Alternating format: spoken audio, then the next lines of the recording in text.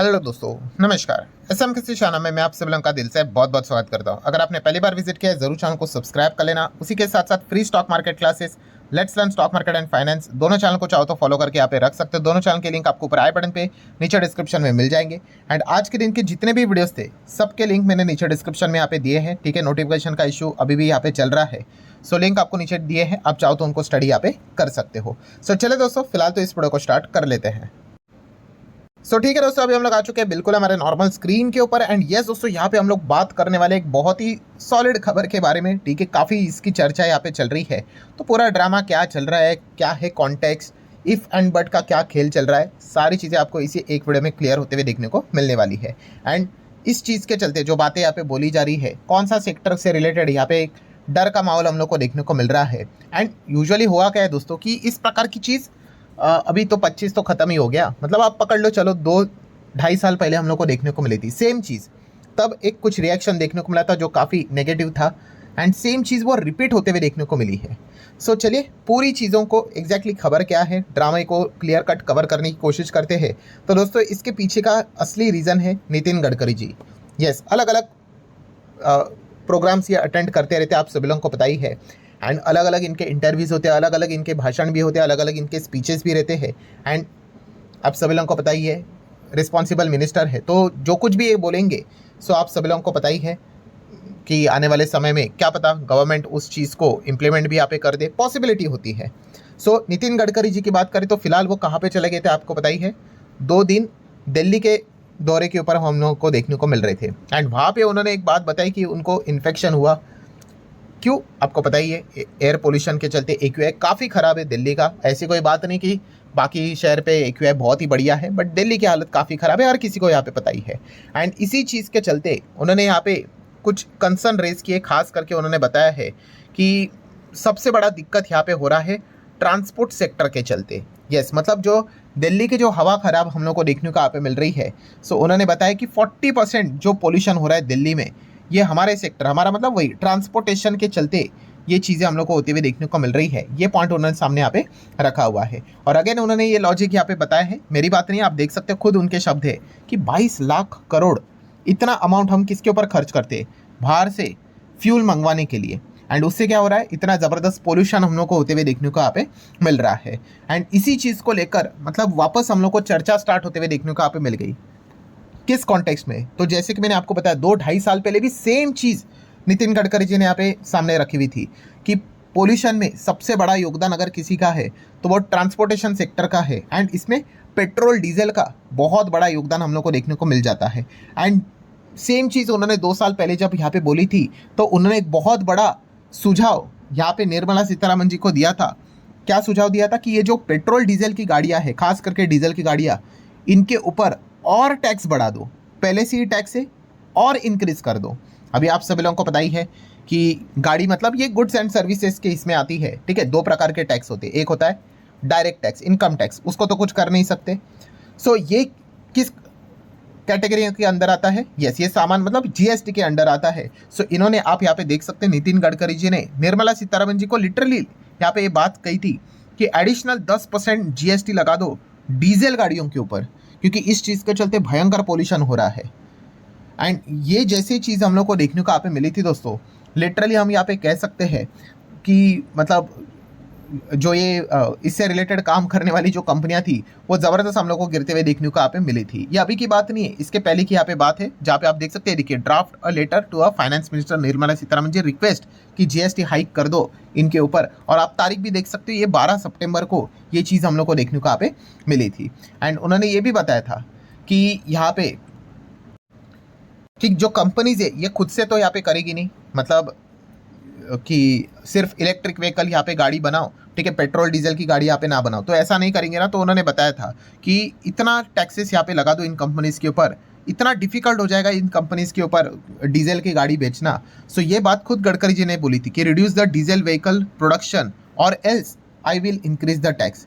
ये उनका official statement है, किसका, नितिन गडकरी जी का। और जैसे ये बात उन्होंने सामने यहाँ पे रखी हुई थी, ज़बरदस्त गिरावट हम लोग को ऑब्वियसली पेट्रोल डीजल से रिलेटेड काम करने वाली जो कंपनियां हैं, जैसे कि अशोक लेलैंड, टाटा मोटर, महिंद्रा एंड महिंद्रा की बात करें, 2-2, 2.5% तक हम लोग को स्टॉक गिरते हुए देखने को यहाँ पे मिले थे। उसी के साथ साथ स्वराज इंजीनियरिंग, उसी के साथ साथ एस्कॉर्ट कुबोटा ट्रैक्टर वाली कंपनी 3-3% हम लोग को गिरते हुए देखने को मिले थे।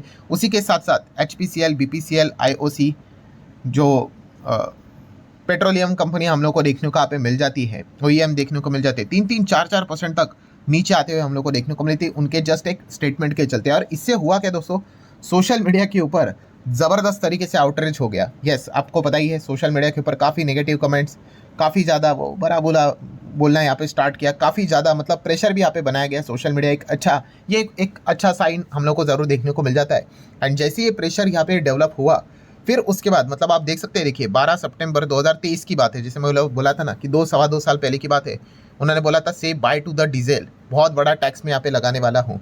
एंड जैसे ही यहाँ पे आउटरीच देखने को मिल गया, 13 सितंबर अगले ही दिन नितिन गडकरी जी ने जो भी बातें यहाँ पे बोली थी विड्रॉ कर लिया। Withdraw is GST mark on a diesel. उन्होंने यहाँ पे बोल दिया कि सरकार की ऐसा कोई भी प्लान यहाँ पे नहीं है कि हम एडिशनल टैक्स यहाँ पे लगा दें। ठीक है, एक ही दिन में ये सारी चीज़ें हम लोग को होते हुए देखने को मिलते हैं और बाद में उनको ये डिटेल में क्लैरिफिकेशन भी यहाँ पे देना पड़ा था उनके स्टेटमेंट के चलते, क्योंकि आपको पता ही है कोई छोटे मोटे मंत्री नहीं भाई, इतने बड़े रिस्पॉन्सिबल मिनिस्टर है, आप सब लोगों को पता ही है। तो इससे काफ़ी कन्फ्यूजन यहाँ पे क्रिएट होते हुए देखने को मिला था। और फिर प्रॉपरली सारे पॉइंट सामने रखे थे, जहाँ पे उन्होंने बता दिया कि no proposal for the additional diesel tax. ठीक है, एंड उन्हें ये बताया कि यस, धीमे धीमे करके ग्रीन फ्यूल के चलते डीजल वाली गाड़ियों को क्या करना है, फेज आउट करना है। एंड जो भी सारी बातें उन्होंने यहाँ पे बोली थी कि बैन करना है डीजल गाड़ियों को, 4 व्हीलर को, ये 2027 के हिसाब से बोली थी। ठीक है, तो ये भी पॉइंट उन्होंने सामने यहाँ पे रखा था। अभी 2027 आने के लिए काफ़ी ज़्यादा समय यहाँ पे बाकी है, बट ये पूरा ड्रामा हम लोग को लास्ट टाइम देखने को मिला था और ये सेम चीज़ अब वापस दोबारा रिपीट हम लोग को होते हुए देखने को मिली थी, जब उन्होंने सेम इसी प्रकार से स्टेटमेंट दिया कि AQI काफ़ी मतलब एयर पोल्यूशन काफ़ी यहाँ पे बढ़ा हुआ है। एंड इसका सबसे बड़ा जिम्मेदारी अगर कोई मतलब जिम्मेदार अगर कोई चीज़ है तो वो यही है, ये जो गाड़ियों से रिलेटेड जो चीज़ें होती है 40% रिस्पॉन्सिबिलिटी इन्हीं की देखने को यहाँ पे मिल रही है। तो जितना हो सके जो पेट्रोल डीजल वाली जो गाड़ियाँ हैं उनको फेज आउट यहाँ पे करना पड़ेगा। एंड इसी चीज़ के चलते सबसे ज़्यादा जो डर क्रिएट हो रहा है वो किस में होते हुए देखने को मिल गया, ऑटो स्पेस में। क्योंकि आज भी अगर हम देखेंगे इलेक्ट्रिक व्हीकल से रिलेटेड काम होते हुए देखने को मिल जाता है, बट ओवरऑल अभी भी इलेक्ट्रिक व्हीकल का मार्केट शेयर कितना है, लास्ट टाइम था लास्ट साल 2.5% के हिसाब से, मतलब लास्ट टू लास्ट। और रिसेंटली अगर देखा गया तो 5% था। 5% मतलब 100 गाड़ियाँ बिकती है, उनमें से 5 गाड़ियाँ इलेक्ट्रिक बिकती है। आज भी 95 गाड़ियाँ पेट्रोल डीजल की ही बिकती है। टाइम लगेगा, अच्छा खासा ग्रोथ है, सरकार का खुद का टारगेट है FY30 तक 30% इसको लेकर जाने का। बट करंट सिनेरियो में अगर देखा गया, आज भी मैक्सिमम कंपनियां उनका जो फॉसिल फ्यूल मतलब पेट्रोल डीजल से रिलेटेड ही ज़्यादा कमाई करते हुए देखने को यहाँ पे मिल जाती है। और इस प्रकार की चीज़ें अगर यहाँ पे हुई तो काफ़ी सारी कंपनीज को तकलीफ यहाँ पे हो सकती है। बट येस, आपदा में अवसर, इलेक्ट्रिक व्हीकल से रिलेटेड काम करने वाली जो कंपनियां हैं उनके लिए तो अच्छी बात रहेगी। बट कुछ कंपनियां ऐसी है जैसे कि मारुति तो अभी भी उनकी इलेक्ट्रिक गाड़ी पहली वाली, ठीक है, ई-वेटेरा की बात कर ले तो वो भी अभी तक प्रॉपरली लॉन्च होते हुए देखने को नहीं मिली है। मतलब फेज भी सारी चीज़ें हो गई, जनवरी में ही किया था उन्होंने, बट जो सेल से रिलेटेड सारी चीज़ें जो देखने को मिल जाती है वो भी कितना डिले हम लोग को होते हुए देखने को यहाँ पे मिल चुका है। सो उनके लिए काफ़ी खतरनाक चीज़ यहाँ पे साबित यहाँ पे हो सकती थी। प्लस इतना ही नहीं दोस्तों, सोर्सेज के जरिए अभी एक और पॉइंट सामने आ रहा है कि दिल्ली गवर्नमेंट की बात कर ले, यहाँ पे नई EV पॉलिसी ला सकती है, जहाँ पे शायद से 35 से 40 हज़ार सब्सिडी यहाँ पे वो दे सकते हैं। किन के लिए, जो अपनी गाड़ी यहाँ पे बेचेंगे और इलेक्ट्रिक व्हीकल की ओर शिफ्ट करेंगे।